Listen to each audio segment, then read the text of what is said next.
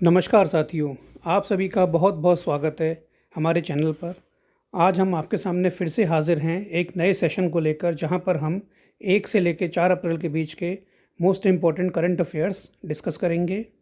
साथ ही बताते चलें कि इसके अलावा हम उत्तर प्रदेश की मोस्ट इम्पॉर्टेंट जीके, जो कि उत्तर प्रदेश के विभिन्न सरकारी एग्ज़ामों के लिए बहुत महत्वपूर्ण साबित होगी, जैसे कि RO, ARO, UP police constable, UP police SI, UP triple SC के विभिन्न एग्ज़ाम और साथ ही यूपी ट्रिपल एससी का पैट का एग्ज़ाम। इन सब में वो बहुत ही कारगर साबित होगी। वो हम 8 तारीख से लॉन्च करेंगे, जिसमें हम प्रतिदिन प्रतिदिन 30 मोस्ट इंपॉर्टेंट क्वेश्चंस डिस्कस किया करेंगे। और उस पर्टिकुलर सीरीज़ में हम कुल मिलाकर 35 चैप्टरों में विभाजित किया है हमने उसको, 1 से लेकर 35 चैप्टर, और हर चैप्टर में लगभग 30 के आसपास क्वेश्चन रहेंगे, जो कि बाईलिंगुअल होंगे, हिंदी और इंग्लिश दोनों में होंगे। उनको डिस्कस करेंगे। तो अगर आप हमारे चैनल पर नए हैं, आप हमारे चैनल को अभी तक सब्सक्राइब नहीं किए हुए हैं, तो आपसे हमारी ये गुजारिश होगी कि आप इसे सब्सक्राइब करें, ताकि और साथ में बेल आइकन दबा लें, जिससे कि हम जब भी नया वीडियो डालें तो उसका नोटिफिकेशन आपको समय रहते मिल जाए। तो देर ना करते हुए हम आगे बढ़ते हैं। आज हम डिस्कस करेंगे 1 से 4 अप्रैल के बीच के most important current affairs with the help of 25 MCQs, 25 multiple choice questions की मदद से। तो पहला क्वेश्चन आपके सामने है, recently which space company has successfully test fired the Kalam 250 at the propulsion test bed of the ISRO. Propulsion test bed of the ISRO. हाल ही में किस अंतरिक्ष कंपनी ने इसरो के प्रणोदन परीक्षण स्थल पर कलाम 250 का सफलतापूर्वक परीक्षण किया है? ऑप्शंस आपके सामने हैं, Bellatrix aerospace, Agnikul cosmos, Skyroot aerospace और ऑप्शन डी कावा स्पेस। इसका सही उत्तर होगा स्काईरूट एरोस्पेस। चलिए इसका जो सॉल्यूशन है वो देखते हैं। स्काईरूट एरोस्पेस ने हाल ही में इसरो के सतीश धवन अंतरिक्ष केंद्र में कलाम 250 का सफल परीक्षण किया है। ये जो कलाम 250 है, ये स्काईरूट एरोस्पेस ने डेवलप किया है इसको, और इसकी मदद से प्रक्षेपण यान को वायुमंडल से बाहरी अंतरिक्ष में ले जाया जाएगा। यानी कि it will propel the launch vehicle from the atmosphere into the outer space. तो इस प्रश्न का सही उत्तर था ऑप्शन सी, स्काईरूट एरोस्पेस। अगला question, recently which organisation has launched a new network for corona virus Covinet. हाल ही में किस संगठन ने कोरोना वायरस के लिए नया नेटवर्क कोविनेट लॉन्च किया?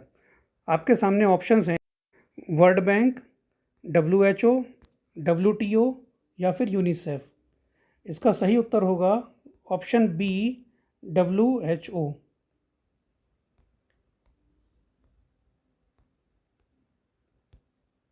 इसका सही उत्तर होगा ऑप्शन बी, WHO। तो WHO विश्व स्वास्थ्य संगठन, उसने क्या किया है, मानव, पशु और पर्यावरणीय कोरोना वायरस निगरानी में विशेषज्ञता वाली प्रयोगशालाओं का एक वैश्विक नेटवर्क कोविनेट लॉन्च किया है। मतलब ये कोविनेट क्या है, लेबोरेटरीज जो होती हैं उनका एक क्या है, ग्लोबल नेटवर्क है। मतलब जगह जगह लेबोरेटरी बनाई गई हैं और उनको आपस में क्या किया जा रहा है, जोड़ा जा रहा है। इसकी मदद से क्या किया जाएगा, इसकी मदद से उभरते हुए कोरोना वायरस का पता लगाया जाएगा, साथ में उसकी निगरानी की जाएगी, जोखिम का मूल्यांकन किया जाएगा और WHO की नीतियों को सूचित किया जाएगा। कुल मिलाकर हम ये कहें कि एक जो नेटवर्क बनाया गया है कोविनेट, ये क्या है, ये ग्लोबल नेटवर्क है लेबोरेटरीज़ का, जो कि स्पेशलाइज्ड किसमें होंगी, ह्यूमन, एनिमल और एनवायरमेंटल कोरोना वायरस सर्विलांस में। और इसका एम क्या है, इसका एम है to detect and monitor emerging corona viruses including potential novel strains, enhancing risk assessment and informing WHO policies. यानी कि कोरोना वायरस का पता लगाना और निगरानी करना, जोखिम मूल्यांकन को बढ़ावा देना और WHO नीतियों को सूचित करना। तो इस प्रश्न का सही उत्तर था ऑप्शन बी, WHO। अगला प्रश्न आपके सामने है, हाल ही में समाचारों में देखे गए सिकाडास क्या हैं? What are cicadas recently seen in the news? Sound producing insects, ancient irrigation technique, newly discovered species of spider, invasive plant. सही उत्तर होगा इसका option A, sound producing insects. यानी कि सिकाडास क्या है, आवाज़ निकालने वाले इंसेक्ट्स हैं। Scientist have discovered a new species of cicada in Meghalaya, dubbed butterfly cicada. मतलब वैज्ञानिकों ने मेघालय में सिकाडा की एक नई प्रजाति की खोज की है जिसे बटरफ्लाई सिकाडा का नाम दिया गया है। अब ये सिकाडा है क्या? Cicada are sound producing insects with 2 pair of wings, यानी कि 2 जोड़ी पंख, compound eyes and ocelli. They measure 2 to 5 centimetre and males produce loud noises via vibrating membranes. Cicadas 2 जोड़ी पंख, मिश्रित आँखें और ओसली के साथ ध्वनि पैदा करने वाले कीड़े हैं। इनकी लंबाई 2 से 5 सेंटीमीटर होती है और नर सिकाडा जो होते हैं वो कंपन झिल्ली के माध्यम से बहुत तेज़ आवाज़ निकालते हैं। अगला question, tantalum a rare metal was discovered in which river? Tantalum एक दुर्बल धातु हाल ही में किस नदी में खोजी गई थी? ऑप्शंस हैं गोमती रिवर, सतलज नदी, कावेरी नदी या गोदावरी। तो इसका सही उत्तर होगा ऑप्शन बी, सतलज नदी। तो सतलज नदी में क्या हुआ है? सतलज नदी में traces of tantalum a rare metal crucial in electronics, यानी कि एक मेटल है, एक रेयर मेटल है टेंटलम जो कि इलेक्ट्रॉनिक्स में काफ़ी उपयोग में आ सकता है और आता है। उसकी खोज हुई है, वो निकला है सतलज नदी में। और किसने खोज की है? By the researchers of Indian institute of technology Punjab. भारतीय प्रौद्योगिकी संस्थान पंजाब के शोधकर्ताओं द्वारा सतलज नदी में इलेक्ट्रॉनिक्स में महत्वपूर्ण एक दुर्लभ धातु टेंटलम के अंश पाए गए हैं। Tantalum is vital for capacitors and resistors in devices like smartphones and laptops, यानी कि स्मार्टफोन्स और लैपटॉप्स जैसे उपकरणों में कैपेसिटर और रजिस्टर के लिए टेंटलम महत्वपूर्ण है। तो टेंटलम के जो ट्रेसेस मिले हैं, जो उसके अंश पाए गए हैं, वो कहाँ पाए गए हैं? वो सतलज नदी में पाए गए हैं। Next question, recently where was the world's first Om shaped temple inaugurated? मतलब हाल ही में विश्व के पहले ओम आकार के मंदिर का उद्घाटन कहाँ किया गया? ऑप्शंस हैं राजस्थान, गुजरात, उत्तराखंड, उत्तर प्रदेश। तो इसका सही उत्तर होगा ऑप्शन ए, राजस्थान। सही उत्तर क्या होगा? Option A, Rajasthan. So the world's first Om shaped temple Om आकार inaugurated in Jadan Rajasthan Pali district spans 250 एकड़्स।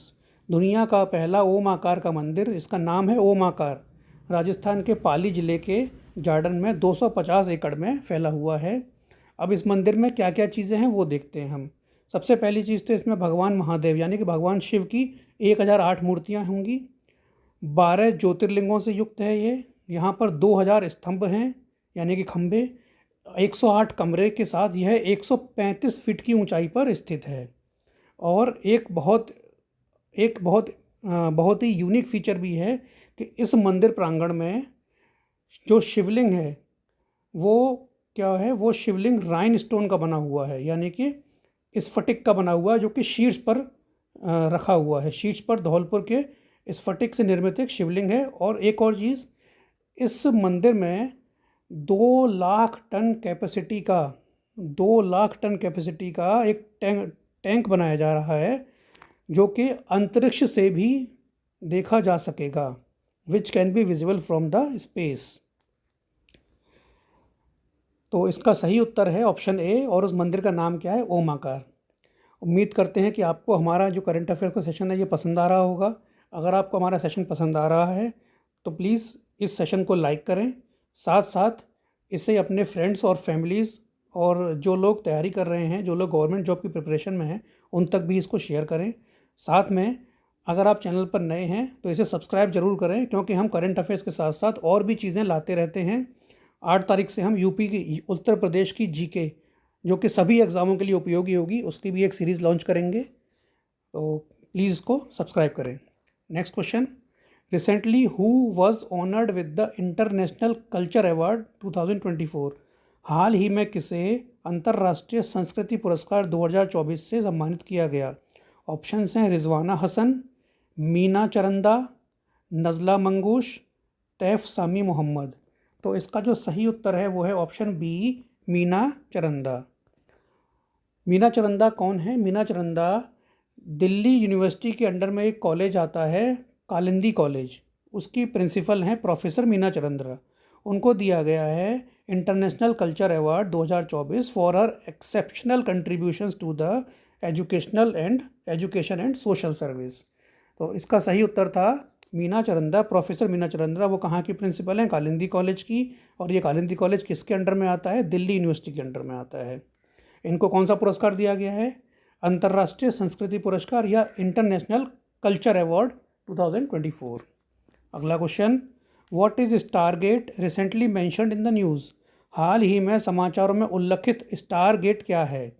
Options हैं black hole, meteorological satellite, AI super computer, nuclear powered submarine.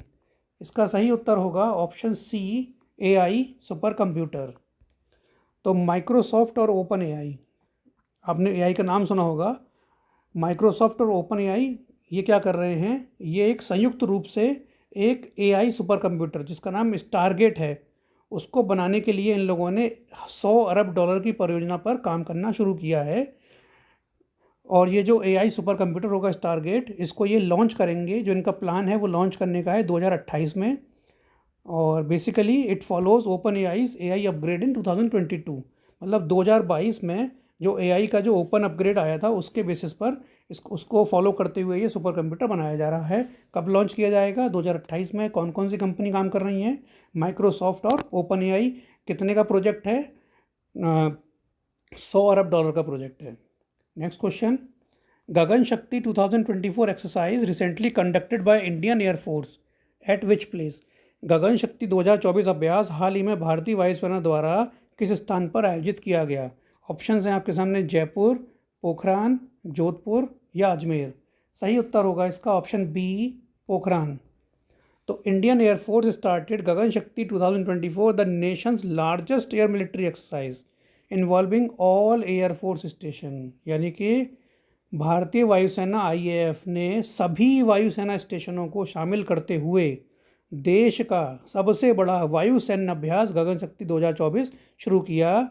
ये हर 5 साल में एक बार होता है और इसकी शुरुआत कब हुई है? 1 अप्रैल को इसको शुरू किया गया है पोखरन फील्ड फायरिंग रेंज से। अगला क्वेश्चन, कम्बुम घाटी यानी कि Cumbum valley recently seen in news is located in which state? हाल ही में खबरों में रही कम्बुम घाटी किस राज्य में स्थित है? ऑप्शंस हैं तमिलनाडु, कर्नाटका, महाराष्ट्र या केरला। सही उत्तर होगा option A, Tamil Nadu. Cumbum valley known as grapes city of South India is known for paneer thrachai grapes comprising 85% of India's production। यानी कि कम्बुम घाटी जिसे दक्षिण भारत के अंगूर शहर के रूप में जाना जाता है, पनीर थ्राचाई अगर अंगूर के लिए जाना जाता है, जिसमें भारत का 85% उत्पादन होता है। ठीक है, तो कम्बुम वैली क्या है? Grape city of south India. और ये किसके लिए फेमस है? पनीर त्राचाई ग्रेप्स के लिए। और जो ये पनीर त्राचाई ग्रेप्स हैं, इनको रिकॉग्नाइज़ किया जाता है, इनको पहचाना जाता है किस वजह से? इनकी बहुत ही तीव्र गति से वृद्धि होती है और ये बहुत जल्दी पक जाते हैं। यानी कि they are recognise for their rapid growth and early maturity. और इससे अभी हाल ही में क्या किया गया है? 2023 में geographical indication tag, GI tag, आपको पता होगा कुछ मतलब किसी एक स्पेसिफिक लोकेशन की जो फेमस चीज़ होती है उसको जीआई टैग दिया जाता है। ठीक है, और इसकी लोकेशन कहाँ है? It's located in Tamil Nadu's Western Ghats. Tamil Nadu के पश्चिमी घाट में इसका स्थान है। किसका? कम्बुम वैली का। अगला क्वेश्चन, माटाबेरी पेड़ा और पचरा जिन्हें हाल ही में जीआई टैग मिला किस राज्य से संबंधित हैं? Matabari peda and Pachra recently got a GI tag, they belongs to which state? Options हैं त्रिपुरा, असम, मिजोरम, नागालैंड। सही उत्तर होगा इसका option A, Tripura. Traditional products from Tripura, Matabari peda prasad and Rignai Pachra textiles have recently earned GI tags, bringing the state's total to 4 GI protected products. Tripura के पारंपरिक उत्पादों माताबेरी पेड़ा प्रसाद और रिंगाई पचरा वस्त्रों ने हाल ही में जीआई टैग अर्जित किया है, जिससे राज्य के कुल जीआई संरक्षित उत्पादन कितने हो गए हैं? 4 हो गए हैं। तो माताबेरी पेड़ा प्रसाद जो है वो त्रिपुरेश्वरी मंदिर की एक मिठाई है जो दूध और चीनी से बनाई जाती है, जबकि रिगनाई पचरा वस्त्र क्या है, पारंपरिक हाथ से बना हुआ परिधान है जो कि त्रिपुरा की सांस्कृतिक विरासत का प्रतीक है। तो इसका सही उत्तर था ऑप्शन ए, त्रिपुरा। अगला question, Barsana biogas plant which was seen in the news is situated in which state. Barsana biogas परियोजना किस राज्य में स्थित है। तो अभी होली का त्यौहार निकला है और आप सबको पता है, आपने वहाँ पे बरसाना का नाम सुना होगा, वहाँ की होली बहुत ज़्यादा फेमस है। तो बरसाना कहाँ पर स्थित है, बरसाना उत्तर प्रदेश के मथुरा ज़िले में स्थित है। तो इसका सही आंसर होगा option B, Uttar Pradesh. Adani total energy biomass limited, a subsidiary of Adani Total Gas Limited, has commissioned the first phase of Barsana biogas plant in Mathura Uttar Pradesh. यानी कि अडानी टोटल गैस लिमिटेड की सहायक company Adani total energy biomass limited ने उत्तर प्रदेश के मथुरा में Barsana biogas संयंत्र का पहला चरण चालू कर दिया है। और ये क्या होगा, ये भारत का सबसे बड़ा कृषि अपशिष्ट आधारित जैव सीएनजी संयंत्र बनाने के लिए तैयार है। मतलब it is set to be India's largest agri waste based bio CNG plant. मतलब ये जो प्लांट है ये इंडिया का सबसे बड़ा agri waste based bio CNG plant हो जाएगा। अगला question, Utkal Divas 2024, Utkal Divas 2024 is related with which state. हाल ही में खबरों में रहा उत्कल दिवस 2024 किस राज्य से संबंधित है। ऑप्शंस आपके सामने हैं, उड़ीसा, बिहार, झारखंड या तेलंगाना। सही उत्तर होगा option A, Orissa. Utkal Divas also known as Orissa day commemorates the formation of Orissa on April 1, 1936। Utkal Divas, जिसे उड़ीसा दिवस के रूप में भी जाना जाता है, 1 अप्रैल 1936 को उड़ीसा के गठन की याद दिलाता है। यह राज्य के सांस्कृतिक और ऐतिहासिक महत्व को दर्शाता है, जो ब्रिटिश औपनिवेशिक शासन से एक अलग पहचान के लिए संघर्ष के अंत का प्रतीक है। प्रश्न का सही उत्तर था ऑप्शन ए, उड़ीसा। उत्कल दिवस क्या है, उड़ीसा का फॉर्मेशन डे है, जिसे हम कहते हैं उड़ीसा डे। अगला क्वेश्चन, कच्चातीवू द्वीप किन दो देशों के बीच स्थित है। Katchatheevu island recently seen in news is situated between which two countries. Options हैं, India and Bangladesh, India and Myanmar, India and Sri Lanka, Spain and France. तो इस प्रश्न का जो सही उत्तर होगा वो होगा India and Sri Lanka, option C. Katchatheevu द्वीप, a small island in the Pak Strait, lacks a permanent settlement and fresh water source. पाक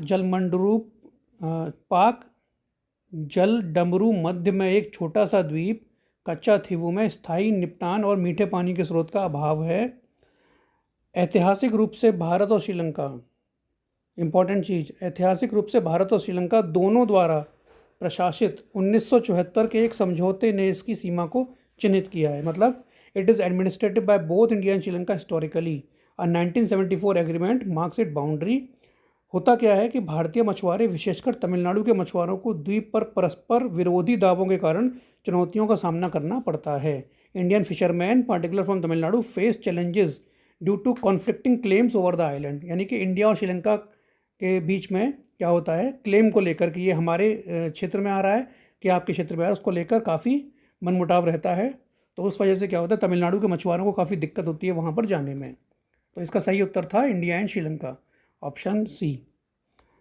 Judith Suminwa Tuluka recently seen in news became the first women prime minister of which country. Options हैं, Angola, Zambia, Congo, Rwanda. Option C, correct answer option C, Congo. Judith Suminwa Tuluka became the Democratic Republic of Congo's first female prime minister. पहली महिला प्रधानमंत्री बनी है वो Congo की। दूसरा, her appointment marks a significant step towards gender equality and representation in Congolese politics. उनकी नियुक्ति कॉन्गो की राजनीति में लैंगिक समानता और प्रतिनिधित्व की दिशा में एक महत्वपूर्ण कदम है। तो इसका सही उत्तर था कॉन्गो, जुडिथ सुमिनवा तुलुका। अगला question, what is Callisto recently seen in the news. हाल ही में खबरों में रहा कैलिस्टो क्या है। ऑप्शंस हैं, Jupiter's moon, Saturn's moon, invasive plant, ancient irrigation technique. सही उत्तर होगा Jupiter's moon. Researchers have found evidence of ozone on Jupiter's moon Callisto, revealing insights into chemical processes on icy celestial bodies. शोधकर्ताओं को बृहस्पति के चंद्रमा Callisto पर ozone के प्रमाण मिले हैं, जिससे बर्फीले आकाशीय पिंडों पर रासायनिक प्रक्रियाओं की अंतर्दृष्टि का पता चलता है। तो और कैलिस्टो की स्थिर सतह से पता चलता है कि यह उपसतह महासागरों या संभावित आवासों को आश्रय दे सकता है, जो इसे अलौकिक जीवन के लिए संभावित उम्मीदवार बनाता है। यानी कि मैं भी आगे चल के क्या हो कि यहाँ पर जीवन पॉसिबल हो, लाइफ पॉसिबल हो। अगला question, recently which port in India emerged as the top cargo handling port in 2023-2024। हाल ही में भारत का कौन सा बंदरगाह 2023-24 में भारत में शीर्ष कार्गो हैंडलिंग बंदरगाह के रूप में उभरा? ऑप्शंस हैं Karaikal port, option B Paradip port, option C Kandla port, option D Kochi port, और इसका सही उत्तर होगा option B Paradip port. Paradip port authority in Orissa surpassed Deendayal port authority in Kandla as India's top cargo handling major port in 2023-2024। यानी कि पहले टॉप पर था कांडला पोर्ट, अब उसको रिप्लेस कर दिया है किसने? पारादीप पोर्ट ने। किस चीज़ में? कार्गो हैंडलिंग, शीर्ष कार्गो हैंडलिंग प्रमुख बंदरगाह के रूप में। अब ये बात करते हैं पारादीप पोर्ट की। तो पारादीप पोर्ट की स्थापना 1962 में हुई थी। It became India's 8th major port in 1966, और ये अभी किसके अंडर में आता है? मिनिस्ट्री ऑफ पोर्ट्स के अंदर में आता है, यानी कि बंदरगाह मंत्रालय के अंडर में आता है। इस प्रश्न का सही उत्तर था option B Paradip port. Next question, what is the theme of world autism awareness day 2024? What is the theme of world autism awareness day 2024? विश्व ऑटिज्म जागरूकता दिवस 2024 का विषय क्या है? Option A empowering autistic voices, option B the translation of adulthood, option C inclusive quality education for all, option D assistive technologies active participation. सही उत्तर होगा option A empowering autistic voices. World autism awareness day, जिसको हम globally मनाते हैं अप्रैल 2 को, ये किस लिए मनाया जाता है? ऑटिज़म से पीड़ित व्यक्तियों के जीवन में सुधार लाने के लिए और उनके मानव अधिकारों को बढ़ावा देने के लिए ये वकालत करता है। और इस साल 2024 की थीम थी एम्पावरिंग ऑटिस्टिक वॉइसेस। 2024 की थीम क्या थी? ऑटिस्टिक आवाज़ों को सशक्त बनाना। अगला question, who has been appointed as the managing director of Tata international limited? Tata international limited के प्रबंध निदेशक के रूप में किसे नियुक्त किया गया है? ऑप्शंस हैं option A Anand Sen, option B Rajiv Singhal, option C Atul Mehra, option D Dhaval Desai. Correct answer होगा option B Rajiv Mehra. Correct answer क्या होगा? Option B Rajiv Singhal. The Tata international Limited appointed Rajiv Singhal as its managing director. Rajiv Singhal से पहले इस पोस्ट पर कौन थे? आनंद सेन थे, जो कि 31 मार्च 2024 को रिटायर हो गए हैं। तो इस प्रश्न का सही उत्तर था Rajiv Singhal. International children's book day is celebrated every year on which day? अंतर्राष्ट्रीय बाल पुस्तक दिवस प्रत्येक वर्ष किस दिन मनाया जाता है? 1 अप्रैल, 3 अप्रैल, 4 अप्रैल, 2 अप्रैल। सही उत्तर होगा option D 2 April. International children's book day is annually observed across the globe on 2 April, the birth anniversary of Danish author Hans Christian Andersen. The theme of International Children's Book Day 2024 is Cross the Seas on the Wings of Your Imagination. Cross the Seas on the Wing of Your Imagination. इस प्रश्न का सही उत्तर था 2 अप्रैल। क्या मनाया जाता है? International children's book Day. अगला question, who has been elected president for a third term in Egypt? यानी कि इजिप्ट में, मिस्र में तीसरे कार्यकाल के लिए किसे राष्ट्रपति चुना गया? ऑप्शंस हैं Abdul Fattah al Sisi, Hosni Mubarak, Anwar Sadat, Mohamed Morsi. सही उत्तर है option A Abdul Fattah al Sisi. आपको याद होगा वर्ष 2023 में रिपब्लिक डे के इवेंट में अब्दुल फतेह अल सीसी, जो कि इजिप्ट के राष्ट्रपति हैं, उनको चीफ गेस्ट के रूप में इनवाइट किया गया था और वो आए थे। तो Abdul Fattah al Sisi sworn in for third term as Egyptian president. His presidency extends until 2030, यानी कि उनकी राष्ट्रपति पद की अवधि 2030 तक रहेगी। अगला question, what type of aircraft did Hindustan Aeronautics Limited deliver to the Guyana Defence Force in April 2024? Options हैं Boeing C17 Globemaster, Dornier 228, Airbus A320, Lockheed Martin F-16। सही उत्तर है ऑप्शन बी, डोर्नियर 228। यानी कि हिंदुस्तान एरोनॉटिक्स लिमिटेड ने to Dornier 228 plane Guyana की defence force को दिए हैं। तो और गयाना के जो प्रेसिडेंट हैं मोहम्मद इरफान अली, उन्होंने ये अनाउंस किया ऑन सोशल मीडिया, और साथ में उन्होंने क्या किया, HAL का आभार व्यक्त करते हुए सोशल मीडिया पर 2 डोर्नियर 228 प्लेन्स की डिलीवरी की घोषणा की है। सही उत्तर है Dornier 228 planes. On which day RBI was founded in 1935? 1935 में निम्नलिखित में से किस दिन RBI की स्थापना हुई थी? 1 अप्रैल, 2 अप्रैल, 3 अप्रैल, 4 अप्रैल। सही उत्तर है option A, 1 April. The reserve bank of India, the Nations central banking institution, entered its 90th year on April 1st, 2024. Its operations commenced on April 1, 1935 with Sir Osborne Smith as the first governor. और RBI का headquarter कहाँ पे है? मुंबई, महाराष्ट्र में। यानी कि देश की केंद्रीय बैंकिंग संस्था RBI ने 1 अप्रैल 2024 को अपने 90वें वर्ष में प्रवेश किया है। इसका संचालन 1 अप्रैल 1935 को सर ऑसबोर्न स्मिथ के पहले गवर्नर के रूप में शुरू हुआ। अगले क्वेश्चन पर आते हैं। Who has become the sole Indian weightlifter who qualified for the Paris Olympics 2024? इस क्वेश्चन को मार्क कर लीजिएगा, एग्जामिनेशन पॉइंट ऑफ व्यू से बहुत ज़्यादा इंपॉर्टेंट है। पेरिस ओलंपिक 2024 के लिए क्वालिफाई करने वाले एकमात्र भारतीय भारोत्तोलक कौन बन गए हैं? कुंजा रानी देवी, मीराबाई चानू, पूनम यादव या नेहा थापा। सही उत्तर होगा option B, Mirabai Chanu. Mirabai Chanu is the only Indian weightlifter to qualify for Paris games, Olympic games 2024। Mirabai Chanu जो कि टोक्यो ओलंपिक्स में सिल्वर मेडलिस्ट थी, उन्होंने हाल ही में हुए IWF वर्ल्ड कप में 184 किलो वजन उठाकर थर्ड प्लेस हासिल की, और यहाँ से वो क्या हुई हैं, क्वालिफाई हुई हैं किसके लिए? 2024 पेरिस ओलंपिक्स के लिए। Rohan Bopanna is related to which sports? ये क्वेश्चन भी आप मार्क कर लें, इंपॉर्टेंट क्वेश्चन है। Rohan Bopanna is related to which sports? Badminton, table tennis, lawn tennis या शूटिंग। सही उत्तर होगा ऑप्शन सी, लॉन टेनिस। अब ये एक्चुअली ये न्यूज़ में क्यों आए?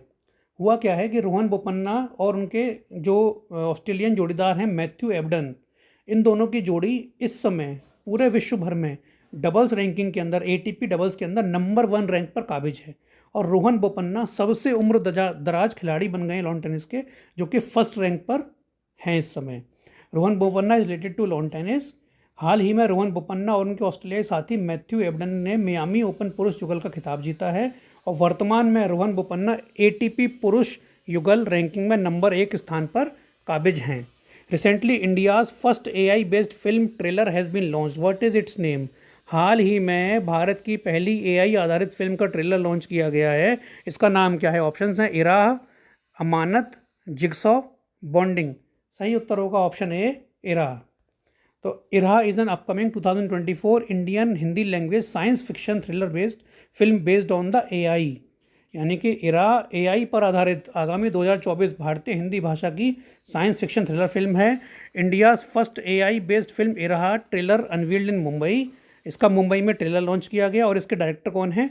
सैम भट्टाचार्य। आपकी जानकारी के लिए बता दें, जो ये इराह मूवी है ये भारत में आज के दिन रिलीज़ हो रही है 4 अप्रैल को, और फॉरेन कंट्रीज़ में मैक्सिमम कंट्रीज़ में ये कल रिलीज़ होगी। तो यहाँ पर हमारा ये 25 क्वेश्चन का मोस्ट इम्पॉर्टेंट सेशन फिनिश होता है, समाप्त होता है। बहुत अच्छा सेशन रहा होगा आप लोगों का, उम्मीद करता हूँ आपको पसंद आया होगा। आपको सेशन अगर पसंद आया है तो लाइक कर सकते हैं, और साथ में उन लर्नर्स या उन बच्चों तक इसको ज़रूर पहुँचाएँ, उन संघर्ष कर रहे बच्चों तक ज़रूर पहुँचाएँ जो कि प्रतियोगी परीक्षाओं की तैयारी में लगे हुए हैं, शेयर करके। और अगर आप हमारे चैनल पर नए हैं, अगर आपने इसको अभी तक सब्सक्राइब नहीं किया है, तो नीचे सब्सक्राइब का बटन है, वहाँ से आप सब्सक्राइब करके और बेल आइकन दबा दें, जिससे कि जब भी हम कोई नया वीडियो अपलोड करें आपको वो जानकारी मिलती रहे। फिर से आपको याद दिला दें कि हम 8 तारीख से उत्तर प्रदेश की मोस्ट इम्पॉर्टेंट GK की एक सीरीज़ लॉन्च करेंगे, जिसमें हम कुल मिलाकर उत्तर प्रदेश GK को 35 चैप्टरों में विभाजित करेंगे, और हर चैप्टर में हम 30 से 35 क्वेश्चन डिस्कस करेंगे, जो कि PYQ प्लस कुछ नए क्वेश्चन होंगे जहां से आपको उत्तर प्रदेश की जीके का पूरी नॉलेज हो जाएगी और आप अच्छे से अपनी तैयारी कर पाएंगे, जो कि उत्तर प्रदेश के आगामी एग्ज़ाम हैं। Uttar Pradesh RO ARO, Uttar Pradesh constable, Uttar Pradesh SI, UP triple SC PET, इन सभी एग्ज़ामों के लिए आपकी तैयारी बहुत अच्छे से हो जाएगी। तो सेशन को समाप्त करते हैं यहाँ पर। उम्मीद करते हैं आपको सेशन अच्छा लगा होगा। आपका बहुत बहुत धन्यवाद। Thank you.